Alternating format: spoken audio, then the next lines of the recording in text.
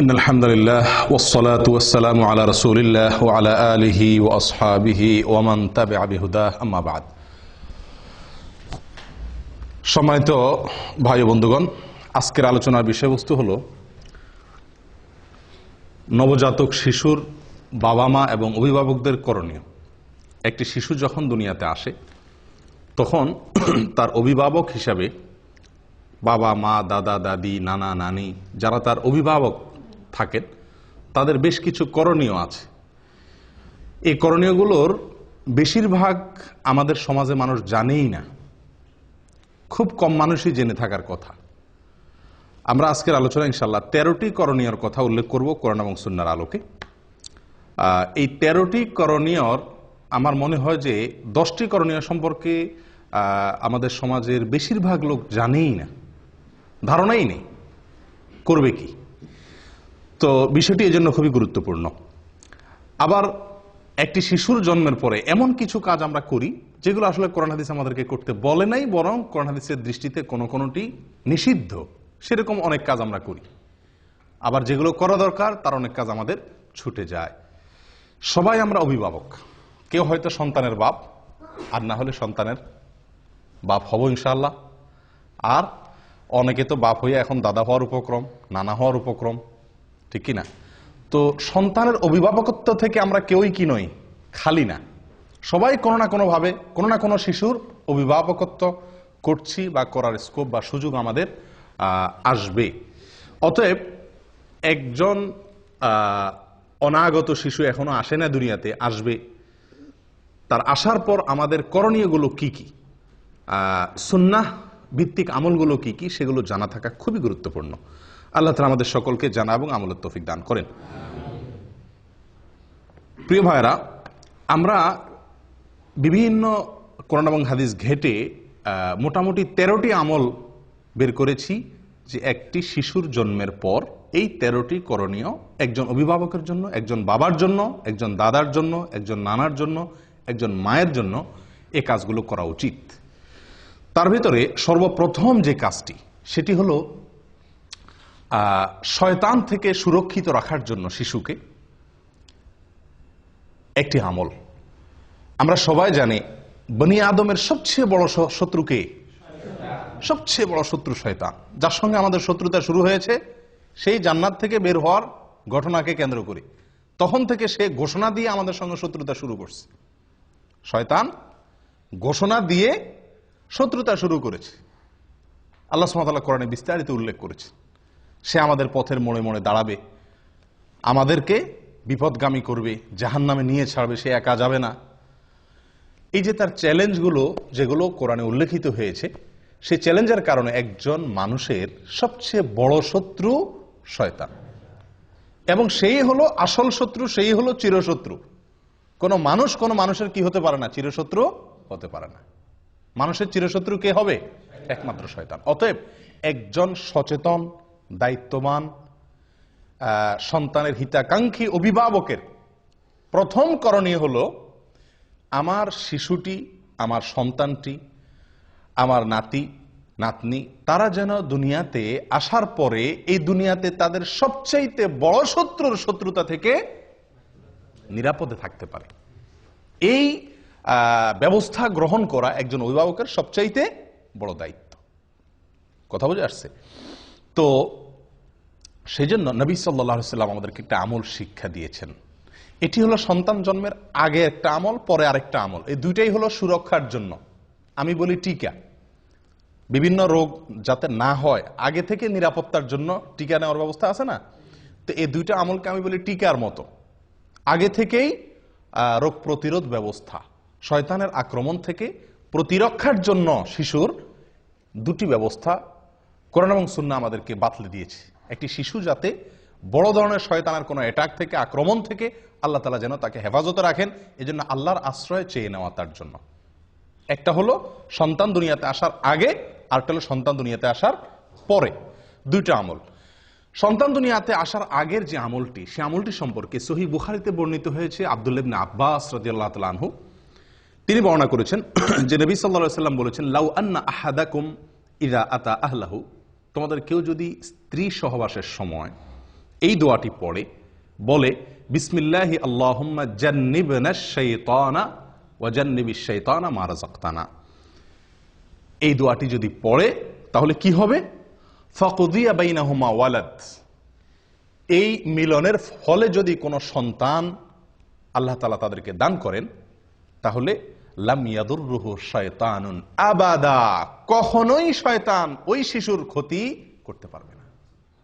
শয়তান এর ক্ষতি থেকে ওই শিশুটা সুরক্ষিত হয়ে যাবে যদি বাবা মা এই দোয়াটি পড়ে থাকে। দোয়ার অর্থ কি? আল্লাহুম্মা জান্নিবনাশ শায়তানা, আল্লাহ আমাদেরকে শয়তান থেকে আপনি হেফাজত করেন, নিরাপদে রাখেন। ওয়া জান্নিবিশ শায়তানা মা রাযাকতানা, আর আমাদেরকে যে শিশু, যে সন্তান আপনি দিবেন, রিজিক হিসাবে দান করবেন, সেই শিশু, সেই সন্তানকেও আপনি শয়তানের আক্রমণ থেকে হেফাজত করবেন। এই দোয়া যদি কেউ পড়ে তো আল্লাহ সুবহানাহু ওয়া তাআলা ওই সন্তানকে আজীবন কখনোই শয়তানের বড় কোনো আক্রমণ, বড় ধরনের কোনো ক্ষতি, তাকে মুরতাদ বানায় দেওয়া, অমানুষ করে দেওয়া, একেবারে বিপদগামী করে দেওয়া, এরকম বড় দায় কোনো ক্ষতি তার করবে না ইনশাআল্লাহ। প্রিয় ভাইরা, একটি আমল আমরা পেয়ে গেলাম। সন্তান দুনিয়াতে আসার আগেই বাবা মা যদি এই আমলটি করে তাহলে তার সন্তানের জীবনের বিরাট বড় একটি সুরক্ষা হয়ে গেল, একটা প্রতিরক্ষা ব্যবস্থা হয়ে গেল। আমল নাম্বার 2, সন্তান জন্মগ্রহণের পরে বাবা মা যেই সন্তানের কাছে থাকবে অথবা দূরে, কাছে হলে বেশি ভালো, কাছে থাকবে বা দূরে, বাবা হোক মা হোক যে কেউ এই আমলটি করবে, আর সবাই মিলে করলে তো সবচেয়ে ভালো। আমলটি হলো, এটাও আল্লাহর আশ্রয় প্রার্থনা। আপনি কোন দিন সন্তান আল্লাহ তাআলা কবুল করছেন, কোন দিন দোয়া পড়ছেন না পড়ছেন খোঁজ খবর নাই, মুজদিস নাই হয়তো, তো আল্লাহ তাআলা দ্বিতীয় ব্যবস্থা রাখছেন। প্রথম টিকা যদি মিস হয়ে যায় তো দ্বিতীয় টিকা আপনি ধরবেন, সেটা হলো সন্তানের জন্মের পরে আপনি আল্লাহর কাছে আশ্রয় চেয়ে নেবেন, ওই একই আশ্রয় শয়তানের আক্রমণ থেকে। এক্ষেত্রে 2টি বর্ণনা আমরা পাচ্ছি। এক হলো আল্লাহ সুবহানাহু ওয়া তাআলা সূরা আলে ইমরানের ভিতরে ইমরানের স্ত্রীর ঘটনা বর্ণনা করেছেন। ইমরানের স্ত্রীকে ঈসা আলাইহিস সালামের নানি, মারিয়াম এর মা। যখন মারিয়াম তার গর্ভে এসেছিল তখন তিনি আল্লাহর কাছে ফরিয়াদ করেছিলেন। কি ফরিয়াদ? তিনি বলেছেন, ওয়া ইন্নী সাম্মাইতুহা মারিয়াম ওয়া ইন্নী উঈযুহা বিকা ওয়া যুররিয়াতাহা মিনাশ শাইতানির রাজীম। আল্লাহর কাছে দোয়াটা পছন্দ হয়েছে। সন্তান ভূমিষ্ঠ হওয়ার পরে মারিয়াম এর মা, মারিয়ামের মা দোয়া করেছেন, মারিয়ামের মা দোয়া করেছেন। ইমরানের স্ত্রী, সূরা আলে ইমরান যে কোরআনে বর্ণিত হয়েছে না, এই ইমরানের স্ত্রী ঈসা আলাইহিস সালামের নানি, তিনি দোয়া করেছেন, আল্লাহ যে শিশু আপনি দান করছেন আমাকে, এর নাম আমি মারিয়াম রাখলাম, আর একে আমি আপনার কাছে এর জন্য আশ্রয় চাই। আল্লাহ আপনার আশ্রয় আমি প্রার্থনা করি, আমার এই সন্তানের জন্য আপনি আশ্রয় দিয়েন। কোত্থেকে? শয়তানের শয়তানি থেকে, শয়তানের শয়তানি থেকে আমার এই মেয়েকে এবং এই মেয়ের যত বংশধর আছে আসবে তাদের সবাইকে আপনি শয়তানের শয়তানি থেকে কি দিয়েন? আশ্রয় দিয়েন। দোয়াটি কি করছেন? মারিয়ামের মা। আপনারা আলহামদুলিল্লাহ সবাই মোটামুটি মক্কা মদিনা গেছেন, তাই না? আমাদের দেশ থেকেও হাজিরা আসলে, এখান থেকেও হাজিরা গেলে মরিয়ম ফুল কিনে, দেখছেন আপনারা? মরিয়ম ফুল কিনে। কেন মরিয়ম ফুল কিনে? আবার ওই কি মরিয়ম খেজুরও একটা আছে সম্ভবত, না? মরিয়ম খেজুর কিনে, মরিয়ম ফুল কিনে। কেন? ওই যে মারিয়াম আলাইহিস সালাম, তার গর্ভে আল্লাহ সুবহানাহু ওয়া তাআলা কুদরতিভাবে যে সন্তান দিয়েছিলেন ঈসা আলাইহিস সালামকে, তার জন্মটা হয়েছে একমাত্র মানে সরাসরি আল্লাহর কুদরতে, তাই না? এবং তার বর্ণনা আল্লাহ কোরআনে উল্লেখ করেছেন। তিনি গাছের সাথে হেলান দিয়ে বসেছিলেন, খেজুর গাছের সাথে। আল্লাহ বলছেন ধাক্কা দিয়েছেন, খেজুর পড়ছে, তিনি সেখান থেকে খাইছেন। আল্লাহ তাআলা খুব সহজে গর্ভ খালাস করে দিয়েছেন। এখন এই ভালো সন্তান বা যাতে ভালোভাবে দুনিয়াতে আসে সেজন্য মানুষ মরিয়ম ফুল কিনে, সেজন্য মানুষ ওই মরিয়ম খেজুর তালাশ করে। কোত্থেকে সেই মরিয়ম খেজুর? 2000 বছর আগের খেজুর গাছ এখন কোত্থেকে আসবে? কে বা কারা নাম দিছে আর ধুমছে মানুষ কিনতেছে। হ্যাঁ, মরিয়ম খেজুর ওই গর্ভধারণকারী মায়েদেরকে খাওয়ায়, এই বিশ্বাস রেখা যেটা খাওয়াইলে কি হবে? সন্তান সহজে খালাস হবে বা বের হবে। আশ্চর্য কথা, যেই আমল কোরআনে বর্ণিত হয়েছে, মারিয়ামের মায়ের যেই দোয়া আল্লাহ পছন্দ করে কোরআনে যুক্ত করে দিয়েছেন, ওই খেজুর, মারিয়ামের খেজুর সংরক্ষিত থাকা সহজ না, কোথাকার কোন মারিয়াম ফুল। কিন্তু আপনার এই যে আমল, এটি তো কোরআনে সংরক্ষণ করা হয়েছে, এটা তো আর ভুল নয়। মারিয়ামের মা যে দোয়া করেছিলেন গর্ভ থেকে সন্তানকে ভূমিষ্ঠ করার পর, সে আমল আমরা জানিও না, করিও না। ওই যেগুলা আপনার মানে কোথাকার কোন কে বা কারা ছড়াই দিছে, সে মরিয়ম খেজুর কিনে কিনে খাওয়াচ্ছি, মরিয়ম ফুল আমরা কিনতেছি। আল্লাহ তাআলা আমাদেরকে হেদায়েত দান করেন। প্রিয় ভাইয়েরা, শিশুর জন্মের পরে একজন অভিভাবকের দ্বিতীয় করণীয় হলো, প্রথম করণীয় আশ্রয় চাইয়ে দোয়া করা, সহবাসের দোয়া পড়া সব সময়। আর দ্বিতীয় করণীয় হলো সন্তান দুনিয়াতে আসার পরে প্রথমেই তাকে আল্লাহর কাছে কি করে দেওয়া, সমর্পণ করে দেওয়া, সুপর্দ করে দেওয়া, যে আল্লাহ এই যে আসলো, এই যে আপনার বান্দা দুনিয়াতে আসছে, কঠিন চ্যালেঞ্জ তার সামনে, কঠিন চ্যালেঞ্জ। যে পৃথিবী, বিশেষ করে আজকে যে সমাজ ব্যবস্থা, যে পরিবেশ, এই সবগুলোকে ডিঙ্গিয়ে জান্নাতে যাওয়া খুব সহজ কাজ নয় আল্লাহ, বড় কঠিন। চতুর্দিকে কাঁটা আর কাঁটা, হারামের কাঁটা, শিরকের কাঁটা, নাফরমানের কাঁটা, বেদাতের কাঁটা, ফাসিকি কাজের কাঁটা বোঝায় চতুর্দিকে। আল্লাহ, এই শিশুকে আপনি যদি আশ্রয় না দেন, শয়তানের শয়তানি থেকে সে বাঁচতে পারবে না। একজন দায়িত্বশীল অভিভাবকের এই জন্য দ্বিতীয় করণীয় হলো এই দোয়াটি পাঠ করা, শয়তানের আশ্রয় থেকে প্রার্থনা করে মারিয়ামের মা যেরকম দোয়া করছেন সেরকম দোয়া করা। নিজের ভাষায় করা যেতে পারে, আল্লাহ আপনি এই শিশুকে আপনি শয়তানের আক্রমণ থেকে, শয়তান যেন তাকে বিপদগামী করতে না পারে, তার ক্ষতি করতে না পারে, তাকে যেন পথ থেকে সরায় দিতে না পারে সিরাতে মুস্তাকিম থেকে। আল্লাহ, জীবনের প্রথমেই আপনার কাছে আমি এই ভিক্ষা চেয়ে নিচ্ছি, এই প্রার্থনা করে চেয়ে নিচ্ছি। কয়জন করছি আমরা আমলটা? হয়তো শুনছিও প্রথম, ঠিক না? আচ্ছা, এই গেল তো মারিয়ামের মায়ের আমল। কোরআনে আল্লাহ যেটা উল্লেখ করেছেন, তিনি দোয়া করেছেন আল্লাহর কাছে যে আল্লাহ আমি এই শিশুকে আপনার কাছে এবং তার যত বংশধর আসবে তাদের সবাই যেহেতু আমাদেরই বংশধর হবে, তো তাদের সবাইকে আপনি শয়তানের আক্রমণ থেকে হেফাজত করিয়েন। আল্লাহ সুবহানাহু ওয়া তাআলা রক্ষা করছেন। আল্লাহ তাআলা কি করছেন? রক্ষা করছেন। সুবহানাল্লাহ। মারিয়ামের সন্তান ঈসা, এদেরকে আল্লাহ তাআলা কি করছেন? শয়তানের আক্রমণ থেকে রক্ষা করেছেন। কোরআনে তার উল্লেখও আছে, কোরআন এবং সুন্নাতে তার উল্লেখও আছে। শয়তান যে কোনো শিশুর মৃত্যুর পরে একটা অ্যাটাক করে, জন্মের পরে একটা আক্রমণ করে। আল্লাহ সুবহানাহু ওয়া তাআলা সেখান থেকে হেফাজতে রাখেন। বিস্তারিত অনেক আলোচনা এখানে আছে, সেদিকে যাচ্ছি না। এই আমলটার দ্বিতীয় সূত্র নেন নবী সাল্লাল্লাহু আলাইহি সাল্লামের আমল থেকে। এটিও সহিহ বুখারীতে বর্ণিত আছে এবং আব্দুল্লাহ ইবনে আব্বাস রাদিয়াল্লাহু আনহু বর্ণনা করেছেন।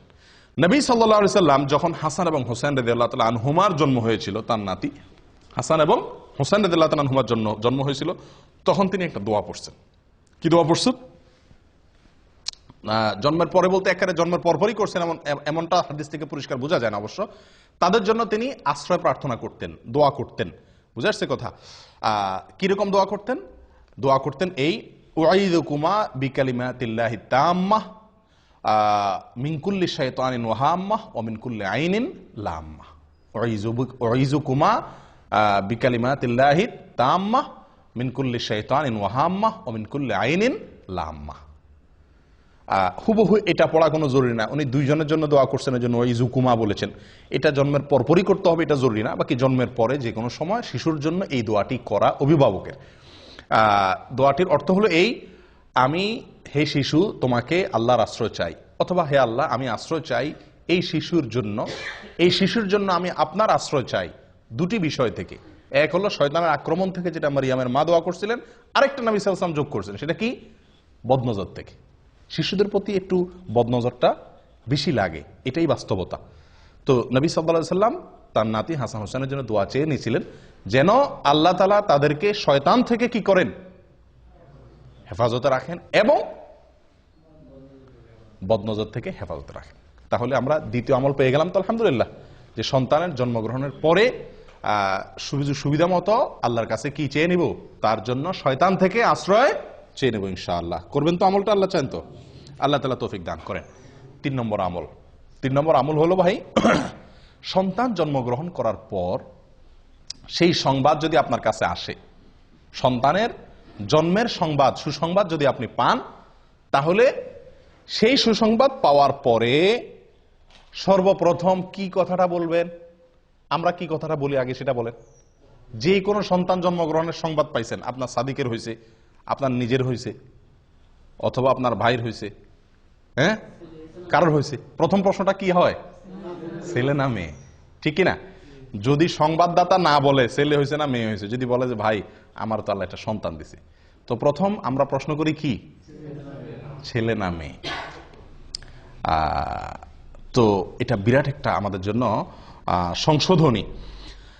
আদাবুল মুফরাদ, ইমাম বুখারী রাহিমাহুল্লাহ লিখিত একটি কিতাব। এখানে সহিহ সূত্রে বর্ণিত একটি হাদিসে আসছে, কাসির ইবনে উবাইদ বলেন যে আয়েশা রাদিয়াল্লাহু তাআলা আনহা, তার কাছে যে কোনো সন্তান জন্মের সংবাদ আসলে, যে কেউ মদিনাতে কারোর সন্তান হয়েছে, খবরটা ওনার কাছে আসছে, আমাদের আয়েশা রাদিয়াল্লাহু তাআলার কাছে। ওনার কাছে সংবাদ আসার সঙ্গে সঙ্গে উনি কখনো জিজ্ঞেস করতেন না ছেলে নাকি মেয়ে। উনি জিজ্ঞেস করতেন একটা কথা, অবশ্য কি জিজ্ঞাসা করতেন? খুলিকা সাওয়িয়া, অর্থাৎ যে শিশুটি আসছে সে ঠিকঠাক আছে তো, বিকলাঙ্গ না তো, হাত পা সব অঙ্গ প্রত্যঙ্গ সব ঠিক আছে তো? যদি বলা হতো নাম, তিনি বলতেন আলহামদুলিল্লাহি রাব্বিল আলামিন। আমলটি কার ভাই? আয়েশা রাদিয়াল্লাহু তাআলা আনহা, যিনি শিখেছেন নবী সাল্লাল্লাহু আলাইহি সাল্লাম থেকে সবচাইতে বেশি, সবচাইতে সরাসরি কাছে থেকে দেখে। এটা তার আমল ছিল। তো এখান থেকে কি বুঝলাম? যে কোনো শিশুর সংবাদ পাওয়ার পর প্রথম করণীয়, অভিভাবক অনভিভাবক, অভিভাবক না সকলের জন্য এটা, যে আমরা প্রথম আমল করব কি, আলহামদুলিল্লাহ রাব্বিল আলামিন বলবো, আল্লাহ শুকরিয়া আদায় করব। আফসোসের বিষয়, আমরা ওই যে প্রথম প্রশ্ন হয়, হাদিসে বর্ণনাকারী উল্লেখ করে দিচ্ছেন কাসির ইবনে উবাইদ, যে আয়েশা রাদিয়াল্লাহু তাআলা আনহা কখনো জিজ্ঞেস করতেন না আগে ছেলে নাকি মেয়ে। কারণ সন্তান ছেলে নাকি মেয়ে এটা মুখ্য না, মুখ্য হলো সন্তান সুস্থ স্বাভাবিক কিনা। এবং এরপরে সবচেয়ে বড় কামনা হবে একজন বাবার, একজন মায়ের, একজন অভিভাবকের যেন সন্তান সুসন্তান হয়, নেক সন্তান হয়, ছেলে হোক কিংবা মেয়ে হোক। এটা কোনো বড় প্রশ্ন নয়, বড় চাহিদা নয়, বড় বিষয় নয়। ঠিক কি ঠিক না? আল্লাহ সুবহানাহু ওয়া তাআলা নবীদের সন্তান চাওয়ার দোয়া আল্লাহ তাআলা কোরআনে উল্লেখ করে দিয়েছে আমাদেরকে শেখানোর জন্য। নবীরা কিভাবে সন্তান চাইতেন, আম্বিয়া আলাইহিমুস সালাতু ওয়াস সালাম কিভাবে আল্লাহর কাছে সন্তান চাইতেন, সেই ভাষাগুলো আল্লাহ সুবহানাহু ওয়া তাআলা কোরআনে উল্লেখ করে দিয়েছেন। তার একটি হলো রব্বি হাবলি মিনাস সালিহিন, রব্বি হাবলি মিনাস সালিহিন, মানে কি? আল্লাহ আমাকে নেক সন্তান দান করেন, নেক সন্তান দান করেন, ভালো সন্তান দান করেন। আল্লাহর কাছে ছেলে অথবা মেয়ে এটা না চেয়ে আল্লাহর কাছে চাওয়া উচিত কি? সুসন্তান, সুসন্তান। সন্তান যদি নেক হয়, সে ছেলে হইলেও আমার উপকারে আসবে, মেয়ে হইলেও উপকারে আসবে। আর আল্লাহ না করুন সন্তান যদি সৎ না হয়, তাহলে সে ছেলে হোক আর মেয়ে হোক, সে আমার দুনিয়াও ডুবাবে, আখেরাতেও আমাকে ডুবাবে। আফসোসের বিষয়, এটা আজকে একটা চরম বাস্তবতা আজকের পৃথিবীতে। সেটা হলো যে মেয়ে হলে আমরা অনেকেরই মুখ কালো হয়ে যায়, ঠিক কি না? আল্লাহ সুবহানাহু ওয়া তাআলা কোরআনে কারীমে বলেন, ওয়া ইযা বুশশিরা আহাদুহুম বিল উনসা যাল্লা ওয়াজহুহু মুসওয়াদ্দান ওয়া হুয়া কাযীব। জাহিলি যুগের, আইয়ামে জাহিলিয়াতের যুগে, ইসলাম পূর্ব যুগের মানুষের স্বভাব আল্লাহ তাআলা বর্ণনা করতে গিয়ে বলেন যে তাদের কাউকে যদি বলা হয় ভাই আপনার ছেলে হয়েছে বা তোমার ছেলে হয়েছে, তখন তাদের মুখটা কি হয়ে যায়? কালো হয়ে যায়, কালো হয়ে যায়। যদি জিজ্ঞাসা করে ভাই কি হয়েছে, মেয়ে হলে বলে কি? মেয়ে হয়েছে, মেয়ে। মানে ভাবটা এমন থাকে যে উনি খুশি না। আর ছেলে হলে মাশাআল্লাহ পুরো গালে হাসি দিয়া বলে হ্যাঁ আপনাদের ভাতিজা হয়েছে, আলহামদুলিল্লাহ। ঠিক না ঠিক? এগুলো মূর্খতা ছাড়া আর কিছু না ভাই, মূর্খতা। একটা মানুষের শুধু মেয়ে হচ্ছে, তার একটা ছেলে হচ্ছে না, অথবা একজনের শুধু ছেলে হচ্ছে, একজনটা মেয়ে হচ্ছে না, ছেলে বা মেয়ের চাহিদা তার ভিতরে থাকা, এটা দোষের কিছু না। কিন্তু সন্তান হিসাবে ছেলে হলে খুশি হওয়া, মেয়ে হলে বেজার হওয়া, এগুলা বোকামি ছাড়া কিচ্ছু না। আমরা অনেকেই মনে করি যে আমাদের যদি ছেলে না থাকে তাহলে বংশে চেরাগ দিবে কে, বংশের বাতি কে জ্বালাবে? এটা একটা মানে বড় প্রশ্ন থাকে না? আপনি মরে কবরে যায় শুটকি হবেন, সেখানে গিয়ে আপনার কি জান্নাত হবে না জাহান্নাম হবে সেই টেনশনে আপনি শেষ হবেন। তখন দুনিয়াতে আপনার বংশে চেরাক জ্বললো না, হারিকেন জ্বললো না, হেজাক লাইট জ্বললো না, মোমবাতি জ্বললো, এটা আপনার কোনো দরকার আছে? কি বলেন? এটা বোকামি ছাড়া আর কি, এটা নির্বুদ্ধিতা ছাড়া কিছুই নয় প্রিয় বন্ধুগণ। এই জন্য সন্তান সুসন্তান যেন হয় সেটা বরং আল্লাহর কাছে দোয়া করা। মেয়ে হলে এটাকে ভালো সঠিক তারবিয়ত লালন পালন করে সুপাত্রস্থ করতে পারলে, এটাকে ভালোভাবে লালন পালন করতে পারলে, ইনসাফ করতে পারলে, আদর ভালোবাসা দিয়ে জান্নাতের ওয়াদা আছে। 2টা মেয়ে পারলে, 3টা মেয়ে পারলে, ছেলে 10টা ছেলে পারলেও কোনো জান্নাতের ওয়াদা কোনো হাদিসে নাই।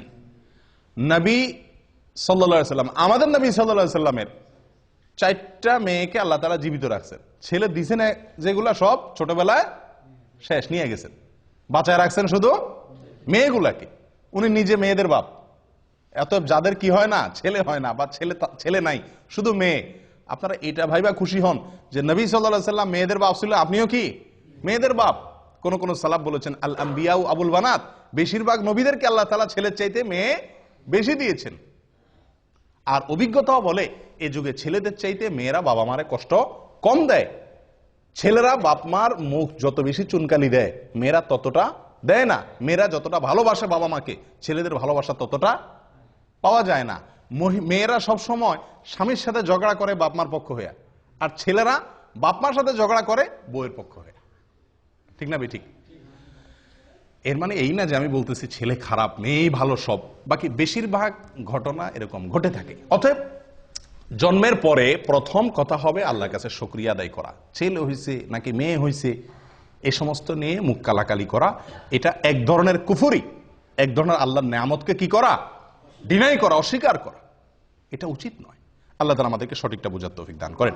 তাহলে 3 নম্বর আমল হলো সন্তান জন্মের সংবাদ শোনার পরে, এটা শুধু অভিভাবকের জন্য না, সকলের জন্য প্রথম কাজ হলো কি করা, শোনার পরে আল্লাহর শুকর আদায় করা। আলহামদুলিল্লাহ রাব্বিল আলামিন বা আলহামদুলিল্লাহ। 4 নম্বর আমল, নবজাতক শিশু দুনিয়াতে আসার পরে তার কানে আজান দেওয়া। কি দেওয়া? কানে আজান দেওয়া। কানে আজান দেওয়া এটি একটি আমল। কয়জনে আপনাদের শিশুর জন্মের পরে আজান দেওয়ার ব্যবস্থা করছিলেন? এখানে হাত তোলেন তো দেখি। মাশাআল্লাহ। বাহিরে আজান দিল এটা সঠিক হলো না, কানে আজান দিতে হবে। কানে আজান দেওয়া মানে আবার কি না, কানে মাইক ধরে আজান দেওয়া না। ছোট বাচ্চা তো মারাই যাবে, তাহলে অ্যাক্সিডেন্ট হবে। আজান দেওয়া বলতে কানের আজানের বাক্যগুলো তাকে কেউ ধরলো আপনার কোলে রেখে সামনে, তার কান বরাবর নিয়ে আপনি কি করলেন, আজানের বাক্যগুলা শুনায় দিলেন তাকে। এখানে চিৎকার করে করে জোর করে করে তার কানের কাছে মুখ নিয়ে কি নেওয়া না, আজান দেওয়া না। আজানের বাক্যগুলো তার কানে শুনিয়ে দেওয়া। তাকে প্রথম এই আল্লাহর জমিনে আসার পরে আল্লাহর কালিমা, সালাতের আহ্বান তার কানে পৌঁছে দেওয়া, এবং এর একটা প্রভাব তার জীবনে ফলবে ইনশাআল্লাহ। কথা বুঝে আসছে ভাই? আবু রাফি রাদিয়াল্লাহু তাআলা আনহু তিনি বর্ণনা করেছেন। কে? আবু রাফি রাদিয়াল্লাহু তাআলা আনহু। তিনি বর্ণনা করেছেন, যেটি মুসনাদে আহমদে এসেছে, সুনানে তিরমিজিতে এসেছে, এবং ইমাম তিরমিজি রাহিমাহুল্লাহ হাদিসটিকে হাসান সহিহ বলে মন্তব্য করেছেন। কি আবু রাফি রাদিয়াল্লাহু তাআলা বলেন, রাআইতু রাসূলুল্লাহ সাল্লাল্লাহু আলাইহি ওয়াসাল্লাম আযানা ফি উযুনিল হাসানি হিনা ওয়ালাদাতহু ফাতিমা বিসসালাহ। তিনি বলেন, আমি নবী সাল্লাল্লাহু আলাইহি ওয়াসাল্লামকে দেখেছি, আমি নিজে দেখেছি, তিনি ফাতিমা রাদিয়াল্লাহু তাআলা আনহার ছেলে হাসানের জন্মের পরে তার কানে আজান দিয়েছেন। ঠিক নামাজের যে আজান হুবহু সেরকম আজান তিনি তার নাতি হাসান রাদিয়াল্লাহু তাআলার কানে দিয়েছেন। তাহলে এটা একটা আমল পাইলাম কি পাইলাম না? আজান দেওয়া। অনেকে বলেন বাম কানে একামত দেওয়া, ডান কানে আজান দেওয়া, বাম কানে। ডান কানে আজান দেওয়া তো নবী সাল্লাল্লাহু আলাইহি ওয়াসাল্লামের আমল থেকে সাবেত হলো, যদিও কেউ কেউ এটা নিয়েও এর সনদ নিয়ে অনেকে মন্তব্য করেছেন, কিন্তু আমার কাছে বিশুদ্ধ মনে হয় আজান দেওয়াটাই সুন্নাত, এই হাদিস দ্বারা যেহেতু সাবেত হয়েছে। বাম কানে একামত দেওয়া এটা কতটুকু প্রমাণিত? আমাদের সমাজে বাম কানেও একামত দেওয়ার কি আছে, রেওয়াজ বা সিস্টেম চালু আছে। তো এটা একেবারে ভিত্তিহীন না। এক্ষেত্রে 3টা হাদিস পাওয়া যায়। একটা হাদিস যেটা পাওয়া যায় সেটাকে জাল বলেছেন মুহাদ্দিসিন ইকরাম অনেকে, হাদিসটি ভিত্তিহীন। আরেকটাকে জয়ীব বলেছেন, যেটা সুনানে বাইহাকিতে বর্ণিত হয়েছে। আর আরেকটা হাদিস আছে যেটা নবী সাল্লাল্লাহু আলাইহি ওয়াসাল্লাম থেকে না, কোনো সাহাবী থেকেও না, একজন তাবী ওমর ইবনে আব্দুল আজিজ রাহিমাহুল্লাহ, ওনার থেকে বর্ণিত। ওমর ইবনে আব্দুল আজিজ ইসলামের খুব নামকরা একজন খলিফাদের, 4 খলিফার পরেই বলা হয় পঞ্চম খলিফা বলা হয়, অর্থাৎ খুব মানে সুশাসনের জন্য পৃথিবীর ইতিহাসে, মুসলমানদের গৌরবোজ্জ্বল ইতিহাসে যাদের নাম স্বর্ণের অক্ষরে লেখার মতো, তাদের মধ্যে অন্যতম হলেন ওমর ইবনে আব্দুল আজিজ রহমতুল্লাহি আলাইহি। ওনার থেকে বর্ণিত হয়েছে যে উনি বা শিশুর জন্মের পরে ডান কানে আজান দিতেন, বাম কানে একামত দিতেন। কিন্তু এই যে ওনার থেকে বর্ণিত হয়েছে, এটারও কোনো সনদ ছাড়াই অনেক সালাফ উল্লেখ করেছেন।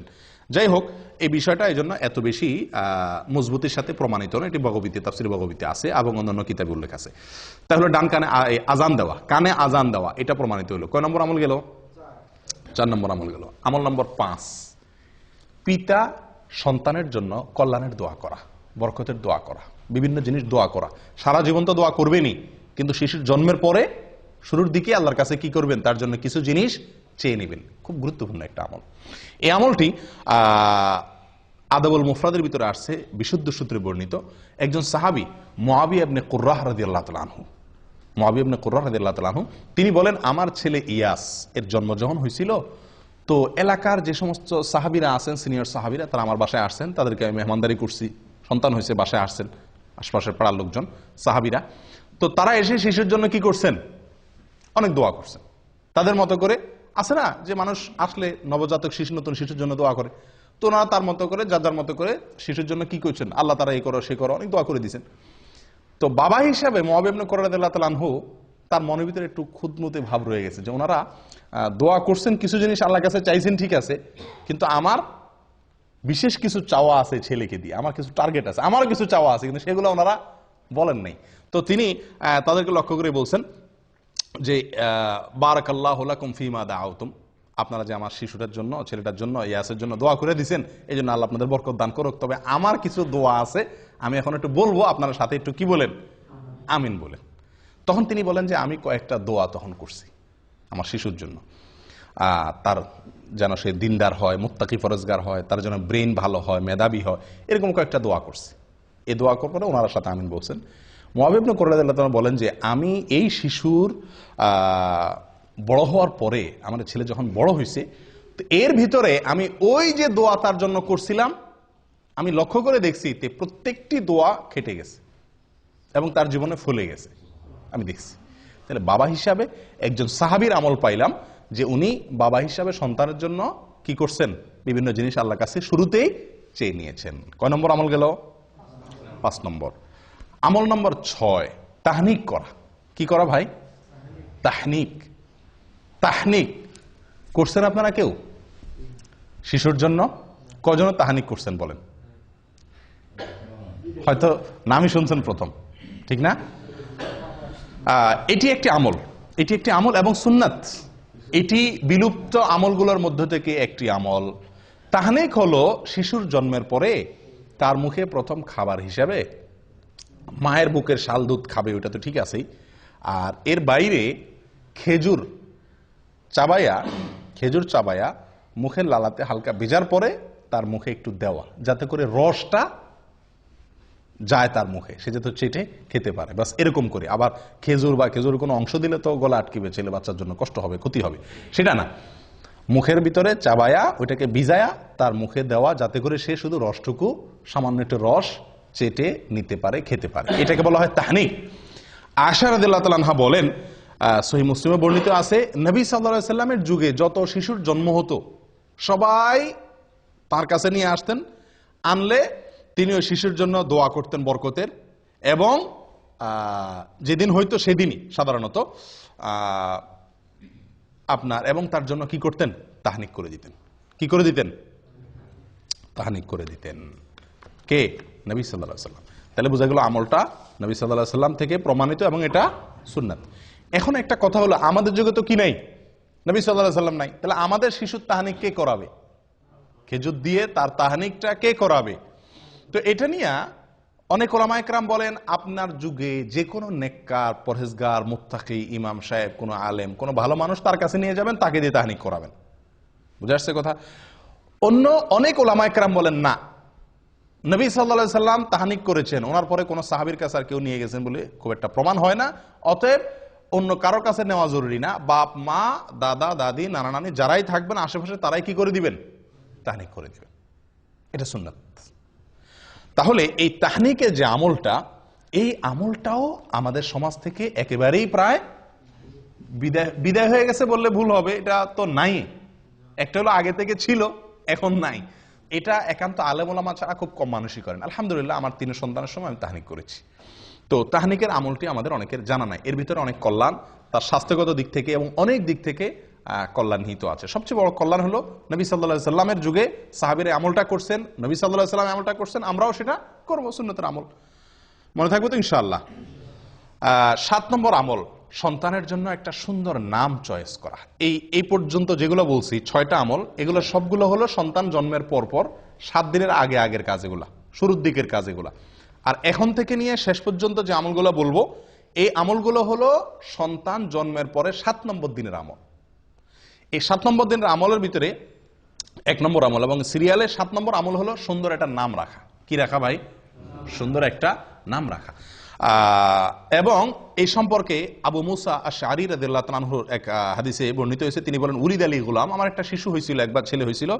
তো ফাআতাইতু বিহিন নবী সাল্লাল্লাহু আলাইহি ওয়াসাল্লাম, আমি নবী সাল্লাল্লাহু আলাইহি ওয়াসাল্লামের কাছে তাকে নিয়ে আসছি। ফাসাম্মাহু ইব্রাহিম, তিনি তাকে তখন ইব্রাহিম নাম রাখলেন। ফাহান্নাকাহু বিতামারিহি তামারাতিন, এবং একটা খেজুর দিয়ে তিনি তার তাহনিক করাই দিলেন এবং তাকে বরকতের দোয়া করলেন। এরপরে শিশুটা আমার হাতে দিয়ে দিলেন। 3টা আমল করলেন। এই হাদিস থেকে প্রমাণ হলো, বুখারীর হাদিস। তাহলে নাম রাখলেন নবী সাল্লাল্লাহু আলাইহি ওয়াসাল্লাম। শিশুর নাম রাখতে হয়, এটা বাবা মা বা অভিভাবকদের কর্তব্য। এবং এই নাম রাখাটা আপনার জন্মের দিন হতে পারে, 3 নম্বর দিনও হতে পারে, তবে কোন কোন বর্ণনাতে 7 নম্বর দিনের কথাও আসছে। এটা কোনো বাধ্যবাধকতা না যে এই দিনই রাখতে হবে, তবে 7 নম্বর দিনের ভেতরে নামটা রেখে ফেলা উচিত। অনেক সময় আমরা অনেক দেরি করে ফেলি, 7 নম্বর দিনের ভিতরে রেখে যাওয়া উচিত। নাম, সবচেয়ে উত্তম নাম, সবচেয়ে শ্রেষ্ঠ এবং বেস্ট নাম কোনটা? আব্দুল্লাহ এবং আব্দুর রহমান। সবচেয়ে সুন্দর এবং সবচেয়ে উত্তম নাম হলো আব্দুল্লাহ এবং আব্দুর রহমান। এর উপরে কোনো নাম নাই। দ্বিতীয় শ্রেণীর নাম কোনটা? প্রথম শ্রেণীর নাম হলো আব্দুল্লাহ এবং আব্দুর রহমান। দ্বিতীয় শ্রেণীর নাম কি? দ্বিতীয় শ্রেণীর নাম হলো আল্লাহর যে 99টি নাম আছে, আল্লাহর 99 নামের শুরুতে আব্দুন যোগ করলে যে নামগুলো হবে। কি যোগ করলে? আব্দুন যোগ করলে যে নামগুলো হবে। যেমন আব্দুল খালেক, আব্দুল মালিক, আব্দুল গফফার, আব্দুল সত্তার, আব্দুল গফুর, আব্দুর রহিম, আব্দুল ওদুদ, যত আল্লাহর 99 নাম দিয়ে যে নাম আছে, আমরা নাম খুঁজে পাই না। শিশু হলে নাম নিয়ে যে কি এক অস্থির হয়ে যায় মানুষ। হুজুর একটা নাম দেন, ভাই একটা নাম দেন, নাম ঠিক করতে পারে না। আল্লাহর 99 নাম, এটা শুরুতে আব্দুল লাগাইলে ছেলেদের নাম হয়ে যায়, আমাতুন লাগাইলে মেয়েদের নাম হয়ে যায়। আমাতুন মানে বান্দি, মেয়ে গোলাম, আর আব্দুল মানে পুরুষ, ছেলে গোলাম, আল্লাহর বান্দা, আল্লাহর মেয়ে বান্দা। তাহলে 99টা নাম তো আপনার হাতের কাছেই আছে।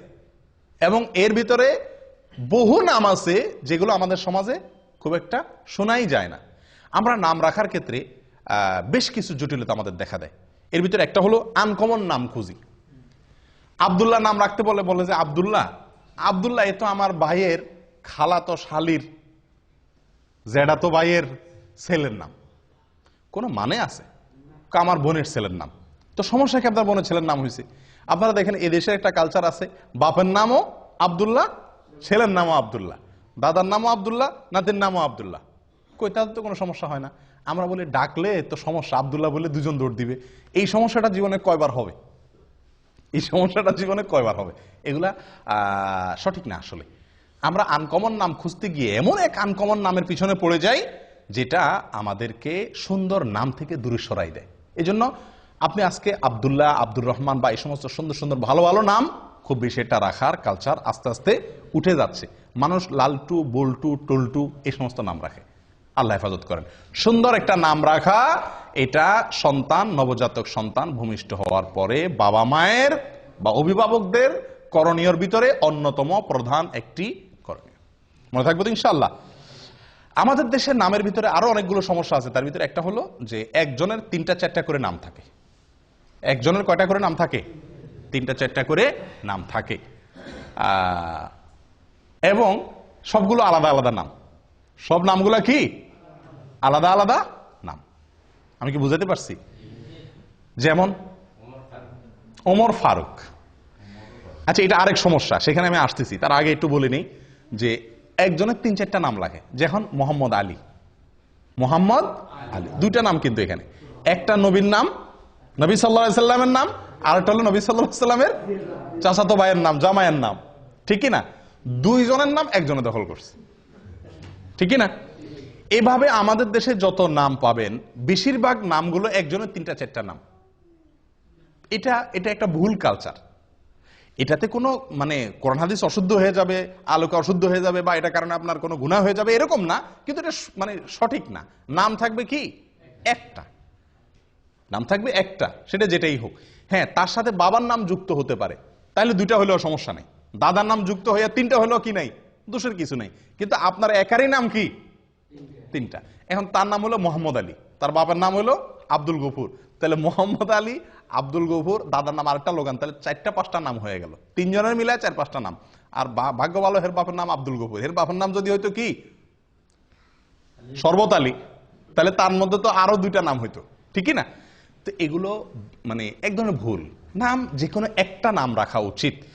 এক্ষেত্রে একটা কালচার আমাদের সমাজে যেভাবেই হোক ঢুকে গেছে শিয়াদের প্রভাবের কারণে। এককালে হয়তো আমাদের দেশের নামগুলো রাখার ক্ষেত্রে শিয়াদের একটা ভূমিকা ছিল, তাদের কাছ থেকে হয়তো দিন শিখছে, আফগান থেকে বা মোগল আমলে শিয়াদের একটা প্রভাব ছিল। আমাদের দেশে বেশিরভাগ নামের সঙ্গে আপনার নামের শেষে আপনারা দেখবেন হয় আলী, নয় হাসান, নয় হোসেন। খেয়াল করছেন আপনারা? এখানে যদি এখন যাচাই করি আমরা, তো আমার মনে হয় শতকরা 30 জন মানুষের নামের শেষে হয় হাসান আছে, নয় হোসেন আছে, আর না হয় আলী আছে, ঠিকই না? ভাই হাসান হোসেন আলী থাকাতে তো সমস্যা নাই। সমস্যা যেখানে সেটা হলো অন্য কোন সাহাবীর নাম তো আর রাখেন না, শুধু এই 3 জনের নাম রাখেন কেন? এটা তো শিয়াদের চিন্তা। শিয়ারা এই 3 জনকে শুধু মুসলমান মনে করে, অন্য সব কাফের সাহাবীদেরকে কি মনে করে? কাফের মনে করে। নাউজুবিল্লাহ। তো আপনি শুধু 3 জনেরটাকে রাখবেন আর কারোরটা রাখবেন না, এটা তো বোঝা যায় যে তাদের যে শত্রুতার কালচার শিয়াদের, সেটা আপনার ভেতরে আছে, আল্লাহ মাফ করে। এটা একটা ভুল। অতএব আপনি যদি মহব্বত করে সাহাবীর নামকে রাখতে চান, তো নামের ক্ষেত্রে তো ওই যে আল্লাহর নাম শুরুতে আব্দুল লাগায় রাখা, এটা এই ক্লাসের নাম। 2 নম্বর হলো নবীদের নাম, 3 নম্বর হলো সাহাবীদের নাম। যে কোনো সাহাবীর নাম আপনি কি করেন, রাখেন, সুন্দর। আলী রাখেন, ওমর রাখেন, আবু বকর রাখেন, কোনো অসুবিধা নাই। তো এক্ষেত্রে যে কোনো একটা নাম আমরা রাখি, কিন্তু ওই যে সাথে আরো 2-3টা লেজুর যুক্ত করে দিই, এবং শেষে আলী, হাসান, হোসাইন মনে রাখ, কামরুল হাসান, দেলোয়ার হোসাইন, হ্যাঁ, তারপরে শরবত আলী, আব্দুল আলী। আর অর্থের দিক থেকে অনেক সমস্যাও আছে, অনেক নামের মধ্যে অর্থের দিক থেকে কি আছে, সমস্যাও আছে। যেমন রহমত আলী। রহমত আলী মানে কি? আলীর রহমত, আলীর করুণা। এ তো শিয়ারা আলী রাদিয়াল্লাহু তাআলাকে আল্লাহর জায়গা দেয়, এই জন্য আল্লাহর আলীর রহমতে তারা সন্তান পাইছে, দেখে সন্তানের নাম রাখে আলীর রহমতের সন্তান পাইছি। আমরা তো এটা বলতে পারি না। হ্যাঁ, আল্লাহ সুবহানাহু ওয়া তাআলার গুণবাচক নামের ভিতরে একটা হলো আলী। আপনি সেই দৃষ্টিকোণ থেকে রাখলে সেটা ঠিক আছে, কিন্তু মানুষ আসলে বুঝেও না কি রাখে, এটা একটা সমস্যা। আরেকটা সমস্যা হলো যেটা উনি বলছেন, ওমর ফারুক। এখানে ফারুক এটা হলো ওমর রাদিয়াল্লাহু তাআলার একটা কি, একটা উপাধি। এটা শুধু ওনার জন্য খাস। আপনি ওমর ফারুক কোন ইয়ের জন্য আপনার সন্তানের জন্য রাখলে সেটা কি হলো না, এটা খাটলো না। আপনি যদি রাখতে চান ওমর রাদিয়াল্লাহু তাআলাকে মহব্বত করে, তা আপনি ওমর রাখেন, কিন্তু ওনার উপাধি আপনার সন্তানের জন্য আপনি জুড়ে দিবেন, এটা সঠিক না। ঠিক একইভাবে আবু বকর সিদ্দিক নাম বেশিরভাগ মানুষ এভাবে রাখে না, ওসমান গনি, ওসমান গনি এভাবে রাখে। তো এরকম আরো বহু সাহাবী আছেন, আবু আইয়ুব আনসারী, এভাবে যুক্ত করে সাহাবীদের নামের সঙ্গে তাদের যে আলাদা পরিচয় আছে ওইটাও আবার যুক্ত করে। ভাই কারোর পরিচয় কেউ কি করতে পারে না, গ্রহণ করতে পারে না, ওইটাকে আলাদা নাম হিসাবে নেন, ঠিক আছে। আপনি কথার কথা মরহুম শেখ মুজিবকে আপনি খুব মহব্বত করেন, আছে না অনেক লোক যে শেখ মুজিবকে মহব্বত করেন দেখে তার নামে সন্তানের কি করেন, নামকরণ করেন। তো মরহুম শেখ মুজিবকে মহব্বত করে আপনি ছেলের নাম যদি মুজিবুর রহমান রাখেন, আপনারা কেউ বাধা দিবে? কিন্তু আপনি যদি ছেলের নাম রাখেন বঙ্গবন্ধু মুজিবুর রহমান, তাহলে মানুষ আসবে না? এটা তো খাটলো না। বঙ্গবন্ধু তো ওনার টাইটেল, এটা তো আর কারোর জন্য আসবে না, নামটা সবার জন্য আসতে পারে। ঠিক একইভাবে আরো যে সমস্ত রাজনৈতিক নেতা আছেন, অন্যান্যরা আছেন, সব ক্ষেত্রে প্রযোজ্য হবে, ঠিক না ঠিক? অতএব এগুলো একটা ভুল। যাই হোক, সুন্দর, অর্থবহ, অর্থের দিক থেকে কোনো খারাপ কিছু নাই এরকম নাম রাখা সবচেয়ে বেস্ট। আল্লাহর নামকে জুড়ে রাখা। 2, নবীদের নাম রাখা। 3, সাহাবীদের নাম রাখা। আফসোসের বিষয়, এই 3 শ্রেণীর কোনোটার ব্যাপারে আগ্রহ নাই। আমাদের কাছে যত মানুষ নাম চাইতে আসে, বেশিরভাগ মানুষ বলে আনকমন নাম দেন, 2 অক্ষরের নাম দেন। ওই যে টালটু বল্টু যেগুলো শুনে নাই কোনোদিন, এরকম নাম চায়, যে নাম কোথাও নাই আশপাশে, এরকম নাম চায়। একটা লোক বড় না, সবচেয়ে সুন্দর অর্থবহ নাম দেন আমাকে। আল্লাহ তাআলা আমাদেরকে তৌফিক দান করেন আমলের। সময়ত ভাইরা, নামের আমল চলে গেল 7 নম্বর। 8 নম্বর আমল আকিকা করা। কি করা? আকিকা করা। শিশুর জন্মের পরে আকিকা, এটি গুরুত্বপূর্ণ একটি আমল। আকিকা সর্বোচ্চ সুন্নত, এর উপরে না। ফরজ ওয়াজিব অবশ্যই না। এটার সর্বোচ্চ গুরুত্ব হলো কি পর্যন্ত? সুন্নত পর্যন্ত। অনেকে মুবাহ বলছেন, অর্থাৎ জায়েজ। যাই হোক, আকিকা শব্দের অর্থ হলো কাটা। আক্কা ইয়াউক্কু শব্দের অর্থ কি? কাটা। তো আকিকারে কাটা কেন বলা হয়? কারণ ওই দিন ছাগল জবা হয়, কাটা হয়। অথবা কেউ কেউ বলছেন যে ওই দিন বাচ্চার চুল কাটা হয়, সেজন্য ওই দিনের জবাইয়ের নামও হয়ে গেছে কি? কাটার জবাই, অর্থাৎ কাটার দিনের জবাই, নামই হয়ে গেছে আকিকা, মানে কাটা।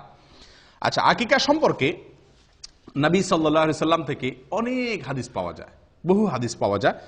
তার সবগুলো তো আমরা বলতে পারবো না। এর ভিতরে একটা হলো আব্দুল্লাহ ইবনে আব্বাস রাদিয়াল্লাহু তাআলা আনহু থেকে বর্ণিত, সুনানে নাসাঈর ভিতরে আসছে। তিনি বলেন, নবী সাল্লাল্লাহু আলাইহি সাল্লাম তার নাতি হাসান এবং হোসেন রাদিয়াল্লাহু তাআলা আনহুমার জন্মের পরে তিনি 2টি করে মেষ জবাই করেছিলেন। কে? নবী সাল্লাল্লাহু আলাইহি সাল্লাম। এবং তিনি নির্দেশ করেছেন, ইবনে মাজার এক হাদিসে আসছে, আয়েশা রাদিয়াল্লাহু তাআলা বলেন, আমারানা রাসূলুল্লাহ সাল্লাল্লাহু আলাইহি সাল্লাম, আমাদেরকে নবী সাল্লাল্লাহু আলাইহি সাল্লাম নির্দেশ করেছেন, আন-নাউক আনিল গুলামি শাতাইন, যে ছেলে হলে যেন 2টা ছাগল আমরা আকিকা হিসেবে জবাই করি, ও আনিল জারিয়াতে শাত, আর মেয়ে হলে 1টা ছাগল যেন জবাই করি। তাহলে এই হাদিসগুলো দ্বারা বোঝা গেল যে আকিকা করা নবী সাল্লাল্লাহু আলাইহি সাল্লামের একটি আমল, সুন্নাত। তাহলে এটা আমরা করার চেষ্টা করব ইনশাআল্লাহ বিইذনিল্লাহ। আকিকার ক্ষেত্রে প্রথম কথা হলো আকিকার সময়সীমা। কোন সময় করতে হবে? 7 নম্বর দিনে।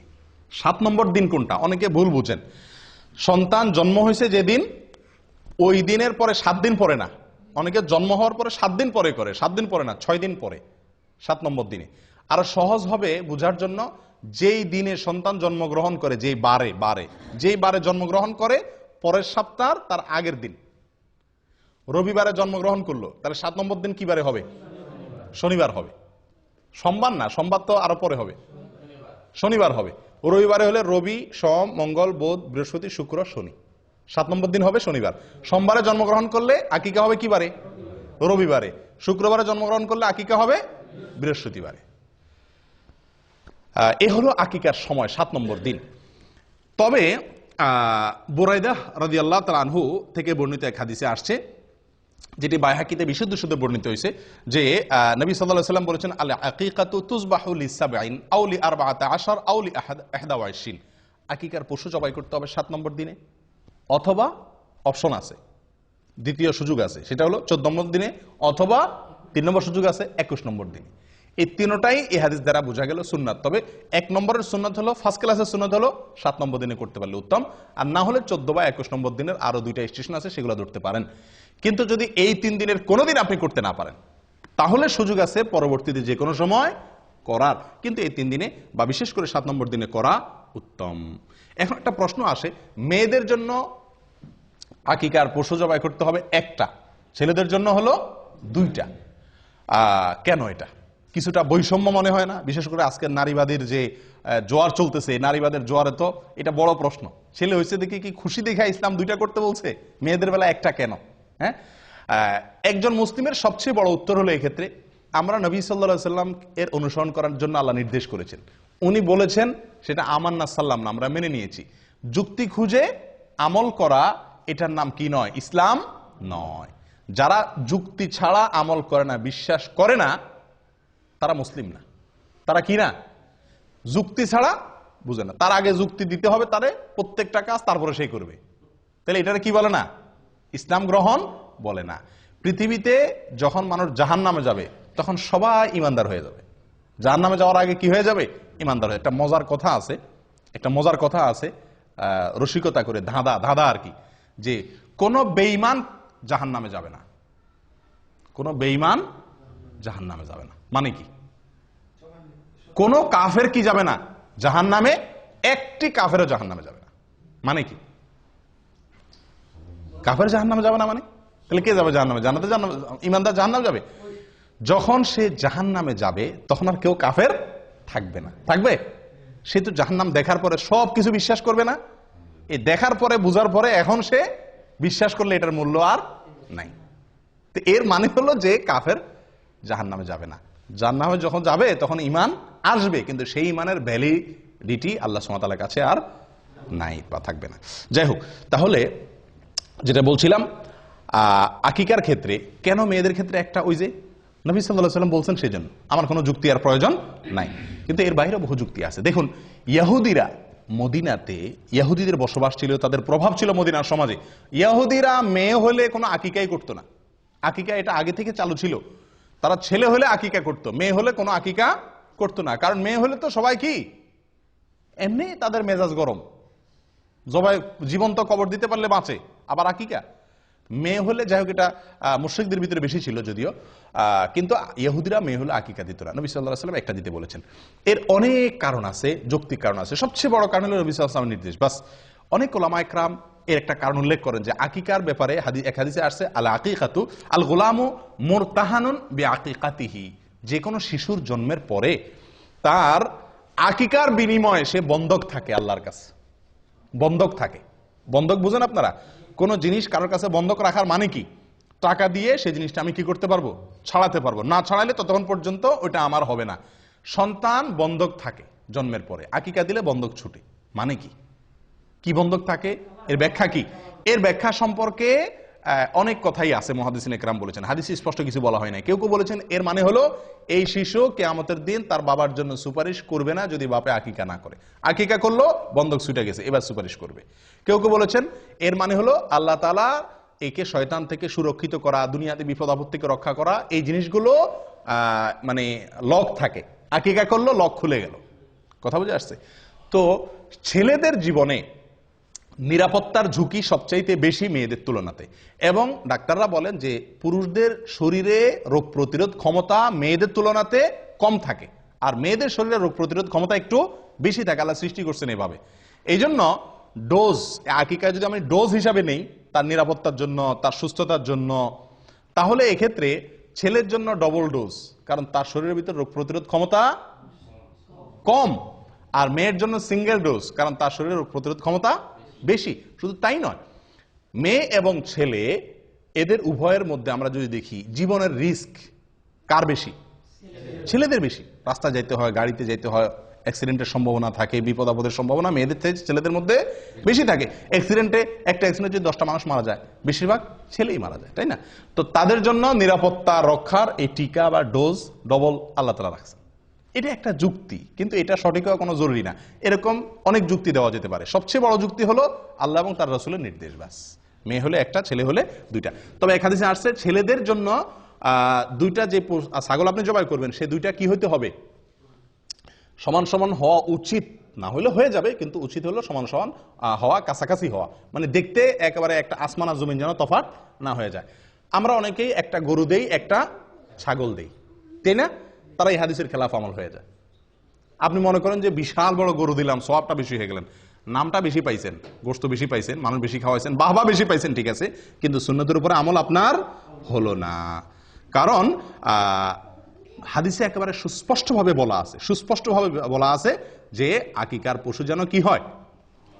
দুইটা কাছাকাছি হয়, দেখতে যেন খুব বেশি বেশ কম না হয়। আকিকা কোন পশু দিয়ে দিবেন, এটা একটা বড় প্রশ্ন।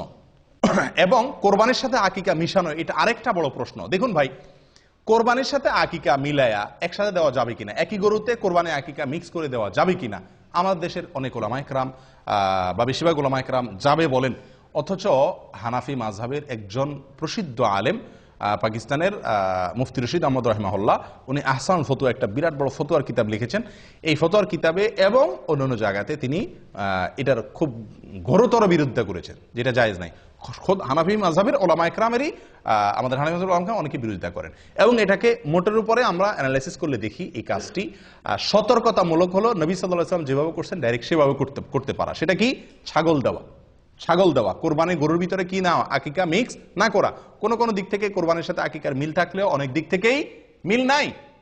কোরবানির সময় আকিকার সময় এক না, অনেক দিক থেকে বেশ কম আছে, অনেক দিক থেকে মিল আছে। যাই হোক, তো এই জন্য আকিকা কোরবানির সাথে না মিশাইয়া আলাদা দেওয়া উচিত।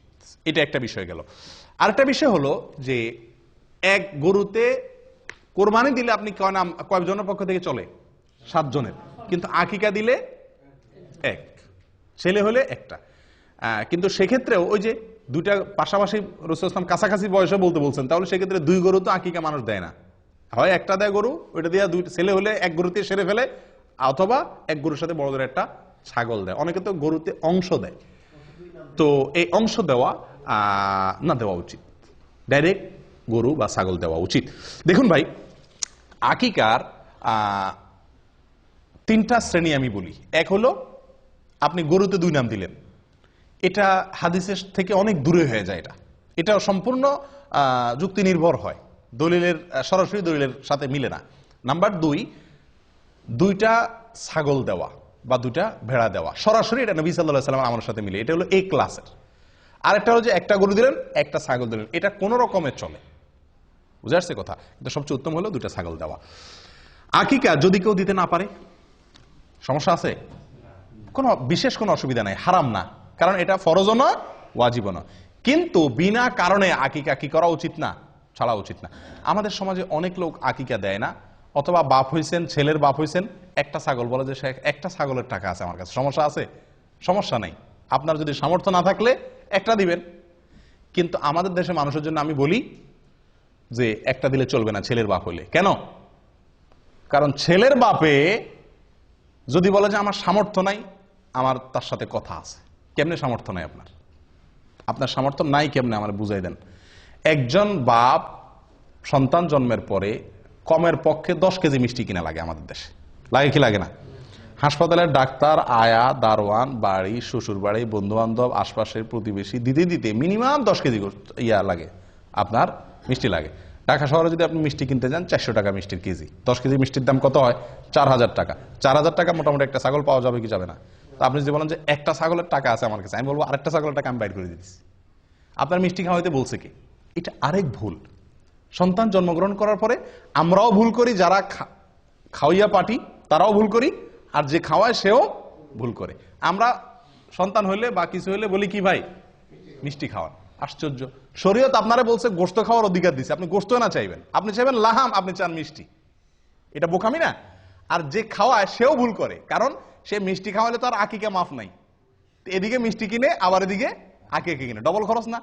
আপনার কাছে কেউ মিষ্টি চাইলে আপনি তারা হাইকোর্ট দেখাই দেন, বলে দেন যে আকিকার দিন আইসেন। আকিকার দাওয়াতে মানুষ ভয়ে সাধারণত আসতে চায় না, অতএব আপনার মিষ্টির টাকা বেঁচে যাবে। তো যাই হোক, এই মিষ্টি কিনতে গিয়া সুন্নতের উপর আমল করা অনেক সময় কঠিন হয়ে যায়, এটা ঠিক না, এটা একটা ভুল প্রবণতা। আল্লাহ আমাদেরকে সঠিকটা করার তৌফিক দান করেন। প্রিয় ভাইরা, আকিকার পশু আপনি যখন জবাই করবেন, আকিকার পশু জবাই করবেন, তখন কি দোয়া পড়বেন? বিসমিল্লাহি আল্লাহু আকবার, বিসমিল্লাহি আল্লাহু আকবার, আল্লাহুম্মা লাক ওয়া ইলাইক, আল্লাহুম্মা লাক ওয়া ইলাইক, হাযিহি আকিকাতু, এরপরে বাচ্চার নাম বলবেন। হাযিহি আকিকাতু ফুলান ইবনে ফুলান, হাযিহি আকিকাতু আব্দুল্লাহ ইবনে অমুক, হাযিহি আকিকাতু অমুক ইবনে অমুক। বাংলাও বলতে পারেন বিসমিল্লাহ আল্লাহু আকবার, আল্লাহ এটা আপনার উদ্দেশ্যে করছি, আপনার জন্য, এবং আপনার দিকে এটা প্রত্যাবর্তিত, এই পশু যেটা জবাই করতেছি, এবং এই পশুটা আমার অমুক ছেলের অমুকের, অমুকের ছেলে অমুকের পক্ষতে এটা কি দিলাম, আকিকা করলাম। দোয়া না পড়লেও আকিকা হয়ে যাবে, কিন্তু পড়া সুন্নাত। এটা নবী সাল্লাল্লাহু আলাইহি ওয়াসাল্লামের আমল, যেহেতু বাইহাকিতে বর্ণিত হয়েছে, অতএব এটা আমল করা ভালো। আকিকার গোশত বাপ মা খাইতে পারবে কি পারবে না? পারবে। আমাদের দেশে অনেক বাপ মা খায় না, আকিকার গোশত বাপ মা খাইতে পারবে না। বাপ মা তো আরো বেশি করে খাবে, এত কষ্ট করে সন্তান জন্ম দিছে, তোমরা সবাই মিলে খাইবা, বেচারা কষ্ট না করে তোমরা খাইবা, বেচারা এত কষ্ট করে সন্তান জন্ম দিছে, তার বেশি খাবে, ঠিক না? অনেকে খায় না, এটা ভুল প্রবণতা। অনেকের মধ্যে একটা প্রবণতা আছে, খুব বাজে প্রবণতা, এটা খুব কম জায়গায় আছে যদিও, জাহেলি যুগে ছিল, এত মারাত্মক না, জাহেলি যুগের চাইতে আরো বেশি জাহেলি যুগ। সেটা হলো যে আকিকার পশুর রক্ত কোন কোন এলাকাতে শিশুরে খাওয়ায়, বলে যে রোগ বালাই ভালো হবে। মূর্খতা কোথায় চলে গেছে? আল্লাহ সুবহানাহু ওয়া তাআলা কোরআনে স্পষ্ট বলেছেন, হুররিমাত আলাইকুমুল মাইতাতু ওয়াদ-দামু, আল্লাহ তাআলা রক্তকে হারাম করেছেন। তাহলে সেখানে শিশুরে আপনি খাওয়াচ্ছেন, এবং রক্তের ভিতরে এই যে প্রবাহমান রক্ত, যেটা রক্ত থেকে বের হয়ে আসে, এটা মানুষের শরীরের জন্য বিষের মতো ক্ষতিকর, ভয়াবহ ক্ষতিকর জিনিস। কেন আল্লাহ তাআলা জবাই করে রক্ত বের করে দিয়ে বলছেন?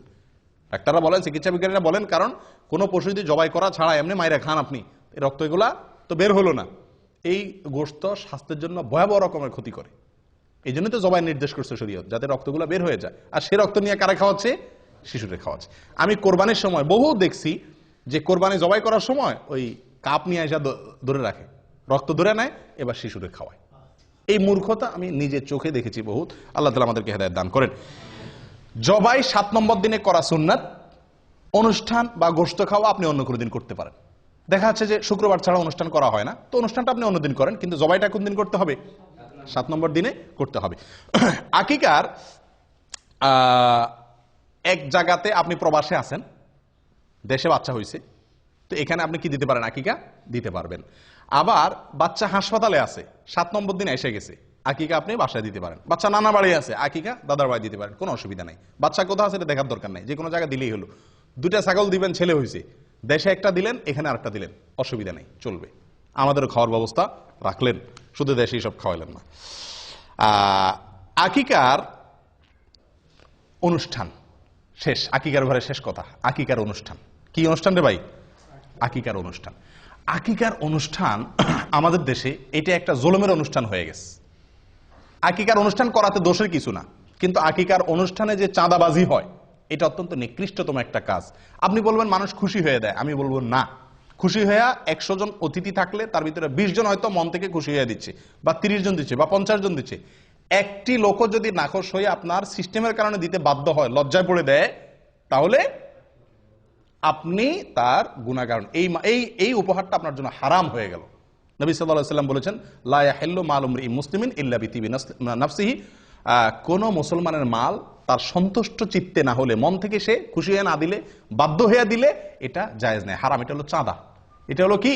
চাঁদা। আমি বলি মাস্তানরা যে চাঁদাবাজি করে আমাদের দেশে, মাস্তানরা যে চাঁদাবাজি করে ওইটা, আর এই বিয়ের উপহার আর আকিকার উপহার, এই 2 চাঁদা, এটারও আমি চাঁদাবাজি বলি। এই চাঁদা আর মাস্তানের চাঁদা, এই দুইটার ভিতরে পার্থক্য একটা, মূল জিনিস একই। পার্থক্য কি? পার্থক্য হলো মাস্তানে চাঁদাবাজি করার সময় কিছু খাওয়াইটা হয় না, ডাইরেক্ট চাঁদাটা নিয়ে নেয়। আর আকিকার অনুষ্ঠান, বিয়ের অনুষ্ঠানে এক থাল খাওয়াইয়া চাঁদাটা নেন। এই হলো 2 চাঁদার ভিতরে পার্থক্য।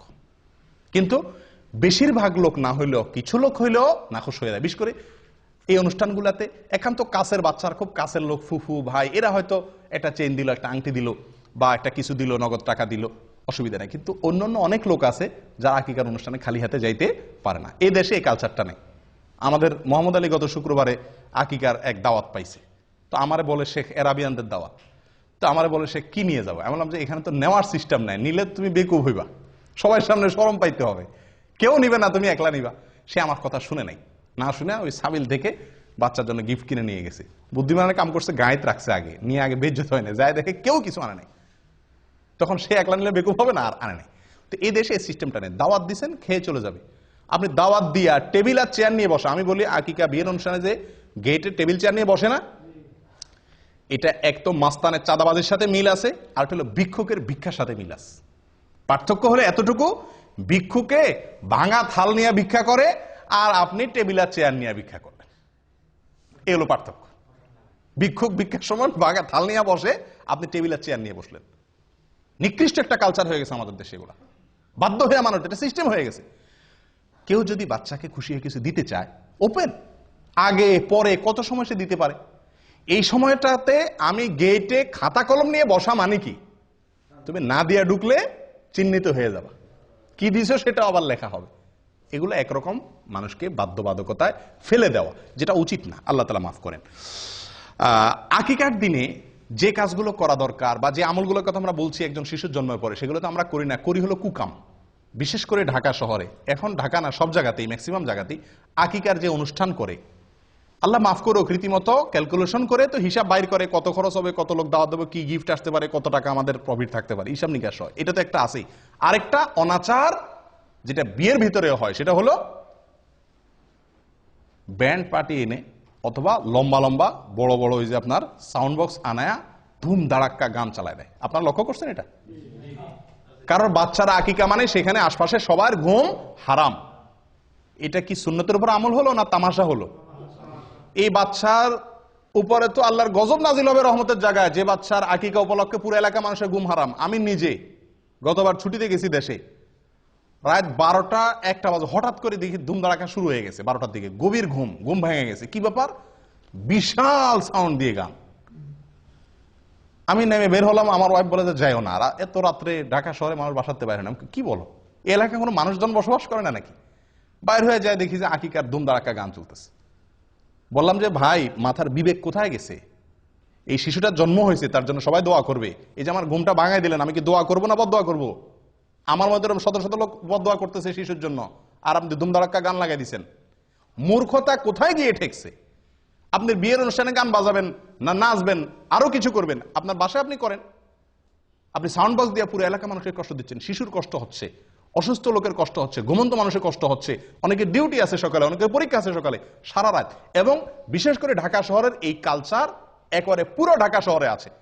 আমরা মূর্খ, এখনো কত লেভেলের নিচু লেভেলের মূর্খ রয়েছি যে রাতভর আমি পুরো এলাকা মানুষকে বাধ্যতামূলক গান শুনে, কেউ কিছু বলারও অধিকার নাই, সাহস নাই, ক্ষমতা নাই। মূর্খতা কোথায় চলে গেছে? তো আকিকার অনুষ্ঠানকে এটা বেবরকতি করে, কল্যাণ নষ্ট করে এই সমস্ত গান বাজনার কারণে। আল্লাহ হেফাজত করেন। প্রিয় ভাইরা, 9 নম্বর আমল হলো বাচ্চার মাথার চুল কাটা, চাঁচা 7 নম্বর দিনে। এবং চুল চাঁচার পরে আরেকটা আমল আছে, যেটা হয়তো আপনারা অনেকে জীবনে প্রথম শুনছেন। সেটা হলো চুল চাঁচার পরে চুলের ওজন পরিমাণ রূপা আল্লাহর রাস্তায় দান করা। চুলের ওজন পরিমাণ রূপা আল্লাহর রাস্তায় দান করা। কয়জনে করছেন? হাত তোলেন। 2 জন করছেন, মাশাআল্লাহ। আর কেউ করেননি? আলহামদুলিল্লাহ। আমি 3 সন্তানের সময় করছি। 2 সন্তানের সময় তো দেশে থাকতে আপনার ওই পলিথিন করে আমি নিয়ে গেছি স্বর্ণের দোকানে। স্বর্ণের দোকানে যায়, কারণ স্বর্ণের দোকান ছাড়া তো আর এত অল্প চুল মাপার মতো কি নাই, বাটখারা কারোর কাছে এত ছোট নাই। তো তাদের কাছে মাপাইয়া তখন 25 টাকা না 35 টাকা এরকম অল্প কিছু হয়েছে দিয়ে দিছি। মনে রাখতে হবে এটা একটা আমল, সুন্নাত। খুঁটিয়ে খুঁটিয়ে এই সমস্ত সুন্নতের উপর আমল করা দরকার। কিন্তু আমরা জানি না আমল করবো কোত্থেকে। আপনি রূপা দেওয়া জরুরি না, রূপার সমান মূল্যে দান করে দিলেন, কিন্তু ওই চুলের উপরে আন্দাজ করে মাপতে না পারলে আন্দাজ করে অন্তত দিয়ে দিলেন, এটা করা উচিত। এবং এ সম্পর্কে মুসনাদ আহমদের ভিতরে বিশুদ্ধ সূত্রে বর্ণিত আছে হাদিস, এবং আরো অন্যান্য জায়গাতে মোটামুটি কম বেশ হাদিস আছে। তার ভিতরে একটা হলো আবু রাফি রাদিয়াল্লাহু তাআলা আনহু বলেন, যেটা মুসনাদ আহমদের ভিতরে আসছে, তিনি বলেন যে নবী সাল্লাল্লাহু আলাইহি সাল্লাম যখন হাসানের জন্ম হয়েছিল, তখন এই শিশুর মা ফাতেমা রাদিয়াল্লাহু তাআলা আনহাকে বলেছেন, ইহলিকি রাসা, এ ফাতেমা, এই ছেলের চুল চাঁচো, ওয়া তাসাদ্দাকি বিওয়াজনি শারিহি ফিদ্দাতান আলাল মাসাকিন, মিসকিনদেরকে এই বাচ্চার চুলের ওজন পরিমাণ রূপা দিয়ে দিও। কে বলছেন? নবী সাল্লাল্লাহু আলাইহি সাল্লাম। কাকে বলছেন? ফাতেমা রাদিয়াল্লাহু তাআলা আনহাকে। অথচ এই আমলটা আমরা জানিই না। এটা করার চেষ্টা করবেন তো ইনশাআল্লাহ, আল্লাহ তাআলা তৌফিক দান করুন। 10 নম্বর আমল হলো, এটা আরো বিদায় হয়ে গেছে, এটা আমি নিজেও জানতাম না, এবং আমার 3 সন্তান কোনোটার সময় করি নাই। সেটা হলো যে সন্তান জন্মের পরে জাফরানের কালার দিয়ে টাকের মধ্যে একটু লাগিয়ে দেওয়া, মাথা কালার করা, হালকা একটু আনন্দের অংশ হিসাবে। এগুলো কোনো জরুরি আমল না, কিন্তু হাদিসে বর্ণিত আছে। হাদিসটা শুনেন, আয়েশা রাদিয়াল্লাহু তাআলা বর্ণনা করছেন, এবং এটি সহিহ ইবনে হিব্বানের ভিতরে আসছে, এটাও সহিহ সূত্রে বর্ণিত। তিনি বলেন, জাহেলি যুগের মানুষ, আইয়ামে জাহেলিয়াতের যুগের মানুষ আকিকার পশুর রক্ত নিয়ে বাচ্চার মাথা চুল চাচার পরে ওটাতে কি করতো? মাখায় দিত। তো রক্ত নাপাক, হারাম জিনিস, এটা দিয়ে বাচ্চার শরীর মাখাবে, এটা তো ভালো জিনিস না। করো নবী সাল্লাল্লাহু আলাইহি ওয়াসাল্লাম তখন নির্দেশ করলেন সাহাবীদেরকে, ইজআলু মাকানাদ দামি খালুকান, তোমরা রক্ত না মাখায়া রং মাখাও। জাফরানের রং হলে সবচেয়ে উত্তম বা বেস্ট। এটা কোনো জরুরি কোনো আমল না, করতে পারলে করলেন, না করতে পারলে নাই। এবং একইভাবে সুনানে আবু দাউদের ভিতরেও এই বিষয়ে হাদিস বর্ণিত আছে, বুরায়দা রাদিয়াল্লাহু তাআলা থেকে একই জিনিস প্রমাণিত হয়। তাহলে 10 নম্বর আমল হলো মাথায় রং দেওয়া, এবং সেটা চুল চাঁচাটা ছেলে হোক মেয়ে হোক সবার জন্য 7 নম্বর দিনে হলে উত্তম এবং সুন্নাত। 11 নম্বর শেষ আমল, 13টা বলছিলাম না, 13টা না 11টা ভুল বলছি। 11 নম্বর শেষ আমল হলো খাতনা করা। কি করা ভাই? খাতনা মানে মুসলমানি করা। এবং এই মুসলমানিটা 7 নম্বর দিন করা উত্তম। কবে করা উত্তম? 7 নম্বর দিনে। চিন্তা করেন, এত ছোট বাচ্চারা কেমনে মুসলমানি করাবে? ছোট থাকতেই মুসলমানি করাতে সুবিধা, ছোট থাকতেই মুসলমানি করতে সুবিধা। আমার ছোট ছেলেটাকে এখানে মুসলমান করছি 7 নম্বর দিনে। মুসলমানি করে ডাক্তার নার্স আইনে আমার কোলে দিল, 1 ফোঁটাও কাঁদে নাই বাচ্চা। পরে একটু হালকা করে কাঁদছে, এবং কয়েকদিনের ভিতরে শুকায় গেছে, আমরা টেরই পাইনি। কিন্তু বড় ছেলেটাকে মুসলমানি করাইছি, বড় হওয়ার পরে ওইটা মুসলমানি করার সময় মনে হয় হাসপাতাল মনে ভেঙে ফেলবে অবস্থা করে ফেলছে। আর গ্রাম দেশে যদি মুসলমানি করানো হয়, হায় রে হায়, ওরে দৌড়ায় দৌড়তে তো 3 জন লাগে। বেচারারে ধরে আনলেন, এরপরে হাত বাঁধরে, পাও বাঁধরে, একজনে পাও ধরো, একজনে হাত ধরো, একজনে চোখ বাঁধো, এরপরে ছেলের কান্দা, এরপরে ছেলের মার কান্দা, ছেলের বাপের কান্দা, পুরো এলাকা গরম হয়ে যায়, তাই না? কারণ ওই সময় আসলেও কষ্ট হয়। যত বড় হয় তত মুসলমানি করা কষ্ট হয়, যত ছোট থাকতে মুসলমানি করাবেন তত সহজ। 7 নম্বর দিনে করতে পারলে সবচেয়ে ভালো। হাসপাতালে নিয়ে যান, ডাক্তারদের বলেন করে দিবি, একেবারে টেরি পাবে না, সবচেয়ে সহজ। যাই হোক, এইটা 7 নম্বর দিনে করতে হবে এমন কোনো জরুরি না, কিন্তু এটা খুব গুরুত্বপূর্ণ। এই যতগুলো আমল বললাম 11টা, এর ভিতরে সবচাইতে জরুরি আমল হলো এই শেষেরটা, খাতনা করা। এটাকে সুনানুল ফিতরা বলা হয়েছে। এমনকি এই খাতনা মেয়েদেরও করাইতে হয় যদি প্রয়োজন হয়। এই খাতনা হলো লজ্জাস্থানের সামনে যে অতিরিক্ত অংশ চামড়া দলা হয়ে থাকে, এর পেঁচে পেঁচে পেশাব থাকে, নাপাক থাকে, পরে এগুলো অ্যালার্জি হয়, স্বাস্থ্যের জন্য ক্ষতি হয়, নাপাকও থাকে, অনেক সমস্যা হয়, এটাকে কেটে ফেলে দিতে হয়। তো আমাদের দেশে সাধারণত মেয়েদের শারীরিক গঠন সেরকম না, যার কারণে আমাদের দেশে এটা প্রয়োজন হয় না, কিন্তু অনেক দেশে প্রয়োজন হয়। শারীরিক গঠনের কারণে খাতনা বাচ্চাদেরও, মেয়েদের ক্ষেত্রেও করতে হয়, কিন্তু ছেলে মেয়ে সকলের জন্য এটা বিধিবদ্ধ। তাহলে মোট 11টা আমল আমরা জানলাম। কার জন্য এগুলা? একটা শিশুর জন্মের পরে তার অভিভাবকদের বা আমাদের অন্যদের করণীয় 11টা আমল আমরা বলি তো বাই সিরিয়াল। প্রথম আমল কি? সহবাসের সময় দোয়া করা, শয়তানের আশ্রয় চেয়ে নেওয়া। নাম্বার 2, ভূমিষ্ঠ হওয়ার পরে আল্লাহর আশ্রয় চাওয়া এবং বদনজর থেকে বাঁচার জন্য দোয়া করা। এটা কোনো নির্দিষ্ট সময় ঠিক করা নাই। 2, 3 নম্বর, সন্তান কোন বাচ্চার জন্মগ্রহণের সংবাদ শোনার পরে ছেলে মেয়ে হয়েছে, কোনটা হয়েছে এটা না জিজ্ঞেস করে আগে আলহামদুলিল্লাহ রাব্বিল আলামিন বলে আল্লাহ শুকরিয়া আদায় করা। 4 নম্বর আমল বলেন, আপনারা কি শুনছেন? আকিকা বহুত পরে আজান দেওয়া, বাচ্চার কানে আজান দেওয়া 4 নম্বর। 5 নম্বর হলো তাহনিক করা, তাহনিক, খেজুরের রস তার মুখে দেওয়া 5 নম্বর। 6 নম্বর আমল বলেন।